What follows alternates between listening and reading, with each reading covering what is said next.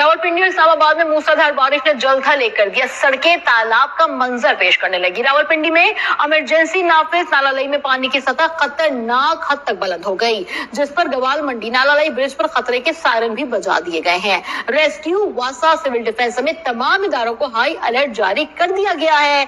मजीद तफसीलात जान लेते हैं नुमाइंदा न्यूज़ वन शाहिद इमरान से। शाहिद इमरान, बताइएगा, रावलपिंडी इस्लामाबाद में मूसलाधार बारिश जारी है, इस वक्त की क्या सूरत हाल है? जी, इस वक्त मैं रावलपिंडी ग्वाल मंडी पुल के ऊपर मौजूद हूँ। देख सकते हैं कि बारिश के बायस जो पानी की सतह है वो 21 फुट से भी ज्यादा बुलंद हो चुकी है और 40,000 क्यूसिक का जो एक रेला है वो गुजर रहा है। उसके बायस पानी की सतह मजीद बुलंद होने का खदशा है और 12 बजे तक मजीद भी पानी की सतह बुलंद हो जाएगी।